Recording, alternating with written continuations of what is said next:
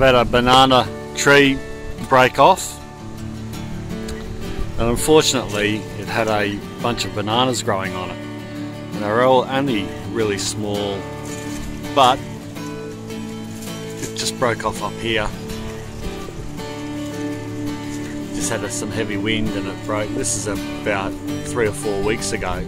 So what I did was I just left the bunch ripen on the tree, and even though they're small, you can see the banana tree is still alive at the top here, but the bananas have realised that they're not going to get enough nutrients to grow bigger, so they've decided to ripen, and they'll have a good sugar content because they ripened on the plant and there was just enough nutrients getting to it.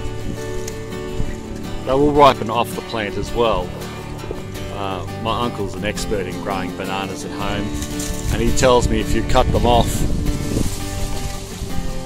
with a bit of the trunk of the banana, it will keep adding nutrients to those bananas as they ripen if you hang it up somewhere out of the way.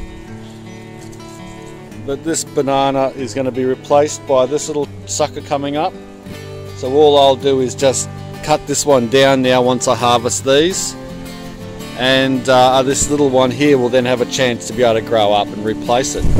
Alright, I'm going to get these off. It's getting a bit windy. I might have a banana tree on my head in a minute. Well, I can't help myself. I've pulled one off. I'm going to have a taste. Even though they're not properly matured, they're usually about 3 times the size of this. We'll see how it goes. I've just cut it off. I'll take them inside, but I'll trial one here. I'll just peel it one-handed, why don't I?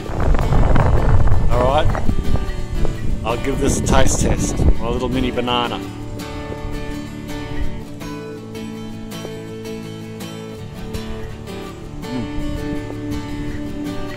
It's so sweet. I wouldn't have thought it would have ripened that well, because obviously they're not growing to full size because the tree broke off. But it tastes beautiful. I mean, fair dinkum. Please, if you can, grow some bananas at home.